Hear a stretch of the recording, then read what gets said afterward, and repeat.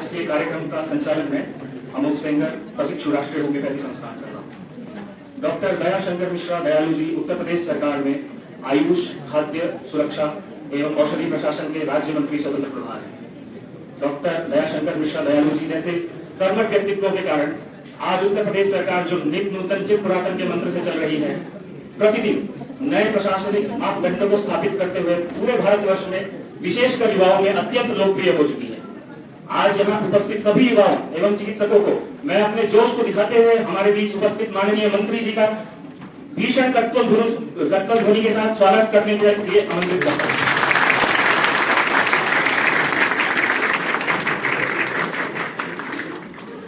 हम आज के कार्यक्रम की शुरुआत विनय शर्मा हमारे राष्ट्रीय होम्योपैथी संस्थान के एवं हमारे निदेशक महोदय हमारे प्रोफेसर डॉक्टर अभिजीत सिंह वर्मा को भी मैं आमंत्रित करूंगा कि दीप प्रज्वलन करें। और प्रोफेसर्स को आमंत्रित करता हूं कि दीप प्रज्वलन में कृपा करके अपने योगदान दें।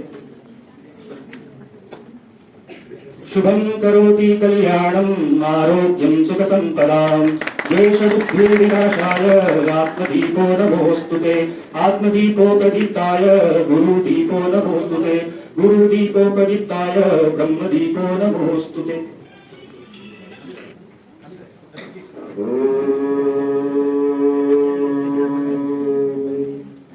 शान्ताकारं भुजगशयनं पद्मनाभं सुरेशं विश्वाधारम्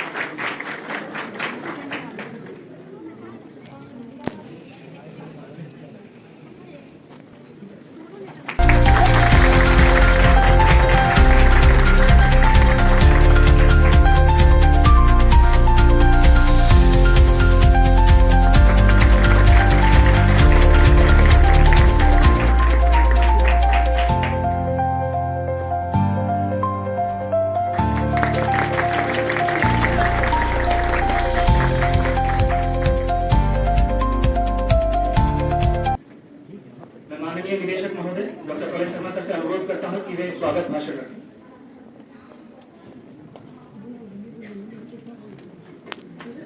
Very good morning. It's very privileged for principal secretary भी एक आयुष मंत्रालय का लिए है उत्तर प्रदेश का। इसी कारण से माननीय मंत्री का मार्गदर्शन से उत्तर प्रदेश गवर्नमेंट में आयुष सेक्टर काफी आगे बढ़ रहा है। चाहे वो रिक्रूटमेंट हो और ये रेगुलेटरी बॉडी का गवर्निंग हो, चाहे ये पेशेंट सेंट्रिक ट्रीटमेंट सेंटर खोलना हो, सारा देश में सारा उत्तर प्रदेश गवर्नमेंट एक दृष्टांत स्थापन कर रहा है। हमारे बच्चों जो नेशनल इंस्टीट्यूट का होम्योपैथी का जो बच्चों है जो यूपी गवर्नमेंट से है, ना केवल उत्तर प्रदेश गवर्नमेंट उत्तर प्रदेश का डोमिसाइल जो बच्चा है उसका नौकरी मिलता है, बल्कि सारा देश सारा राज्य सारा भारतवर्ष को जो स्कॉलर होम्योपैथ है उत्तर प्रदेश गवर्नमेंट में उनको नौकरी मिलता है काम करने। ये सारा चीज सारा फैसिलिटी जो बच्चों का एक ड्रीम होता है नौकरी करने का, हमें लगता है सारा भारतवर्ष में उत्तर प्रदेश गवर्नमेंट इसको दिशा दिखा रहा है। अब उत्तर प्रदेश गवर्नमेंट में माननीय मंत्री जहां बसवतान है, जहां से उन्होंने चुनाव जीता है वो है काशी बनारस। आप देखिएगा आपको घर पे जो दादा नाना नानी है, खासकर में मंत्री जी हमारा जो बंगाल का हमारा जो दादा दादी जब तीर्थ करके आता था, काशी विश्वनाथ दर्शन करके आता था, तो उनको चेहरा में एक मुस्कुराहट आता था। वो घूम में जाते माता की वंदे वंदे राष्ट्रीय होम्योपैथ संस्थान कोलकाता के इस पावन पवित्र प्रांगण में मंच पर उपस्थित आपके बहुत ही लोकप्रिय निदेशक डॉक्टर कलेश शर्मा जी, डॉक्टर अभिजीत सिंह वर्मा जी, डॉक्टर आस्टिन जोश, डॉक्टर शिशिर सिंह, जितने भी हमारे यहाँ टीचर्स, हमारे प्यारे बच्चों, सबसे पहले तो आपको इस संस्थान के 50 वर्ष पूरा होने की ढेर सारी बधाई और शुभकामना देता हूँ। मेरा सौभाग्य है मंत्री बनने के बाद से प्रथम दिन से शायद मैं ये सोच रहा था कि आपके बीच में एक बार आऊं, इस संस्थान की विजिट करूं, देखूं कैसा है, लेकिन संयोग होता है हर चीज का।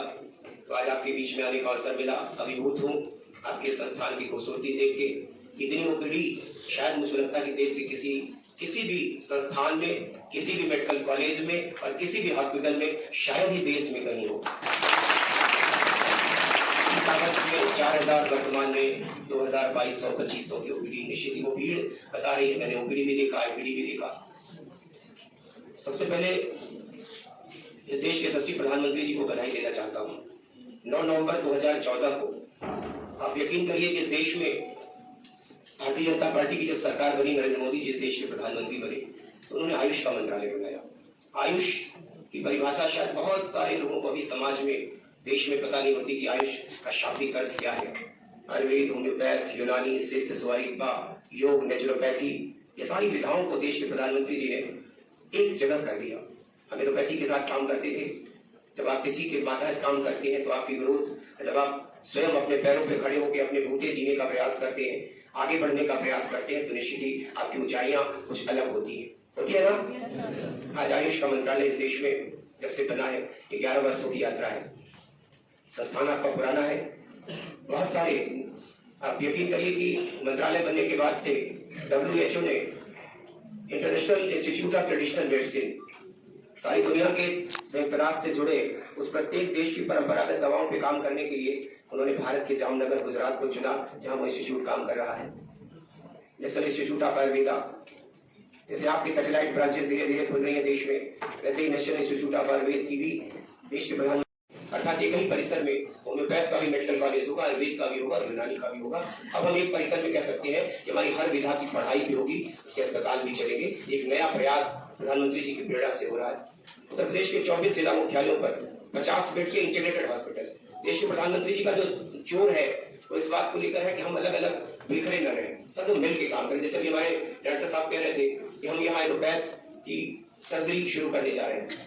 निश्चित ही आपको बहुत लाभ होगा, बहुत कुछ जानने सीखने का, क्योंकि हर पैथी सबकी अपनी अपनी मोनोपोली होती है, कुछ न कुछ विशेषताएं होती है।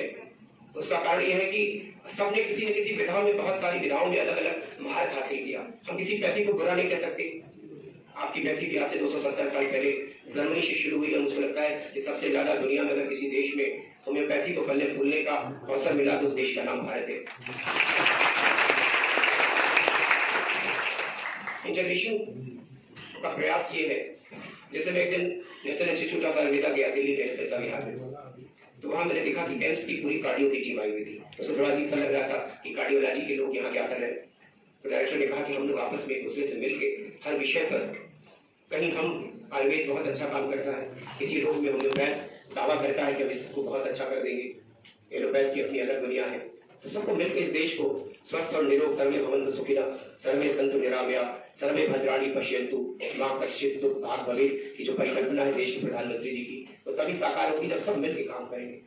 140 करोड़ देशवासियों के लिए स्वस्थ रहेगा भारत, तो ही दुनिया का विश्व गुरु बनेगा भारत। हम दुनिया की सबसे बड़ी आर्थिक महाशक्ति बनने का, विश्व गुरु बनने का जो लक्ष्य देश के प्रधानमंत्री जी ने निर्धारित किया है, हम उसकी तरफ धीरे धीरे, हम आज दुनिया की चौथी सबसे बड़ी अर्थव्यवस्था है।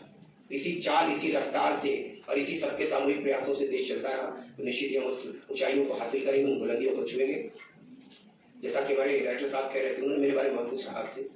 मैं नहीं समझता कि मैं इतना काबिल इंसान हूँ, बस एक विधा की जिम्मेदारी उत्तर प्रदेश में मिली है। देश के प्रधानमंत्री जी की कंस्टिट्यूएंसी काशी से आता हूँ।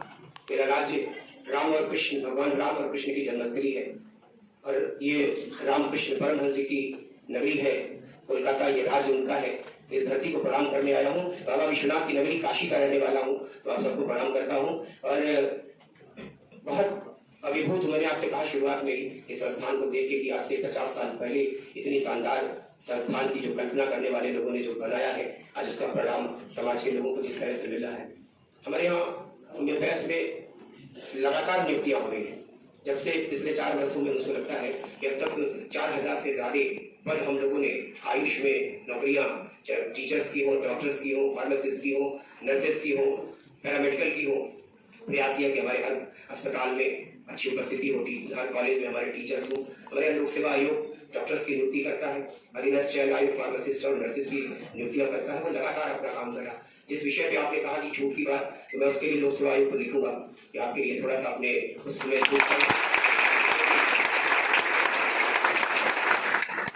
आपके बहुत सारे बच्चे उसमें भाग ले सके। आप आते हैं तो निश्चित ही हम लोग के राज्य को बहुत अच्छी पढ़ाई वाले लोग मिलेंगे। लगातार जो नियुक्तियां हुई उत्तर प्रदेश में, आप यकीन करिए बड़ी ईमानदारी से लोक सेवा आयोग, हमारी संस्थाएं काम करेंगे। और उत्तर प्रदेश के मुख्यमंत्री जी के हाथों से नियुक्ति पत्र का वितरण होता है। एक साथ एक दिन उत्तर प्रदेश के किसी जिले के आप रहने वाले हो, देश में कहीं रहने वाले हो, आपको आपका नियुक्ति पत्र आपके को पहुंचाया जाता है। बड़ी पारदर्शिता से नियुक्तियां हो रही है। तो बहुत सारे आपके से जुड़े बहुत सारे लोगों को नौकरियां मिली हैं। कुछ लोग हमारे यहाँ से भी आपके यहाँ जब उनको अच्छी नौकरी का ऑप्शन आता है तो हमारे यहाँ से छोड़ के भी आपके यहाँ जॉब करने कुछ टीचर्स आते हैं, जो कि देश का सर्वश्रेष्ठ इंस्टीट्यूट है आपका।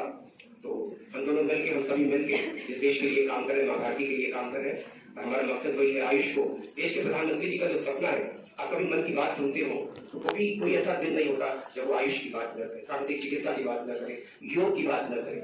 उन्हीं के प्रयासों का परिणाम है कि योग आज सारी दुनिया में 21 जून विश्व योग दिवस के रूप में सारा विश्व, सारा संसार मनाता है। और मुझको लगता है कि संयुक्त राष्ट्र के इतिहास में सर्वाधिक मतों से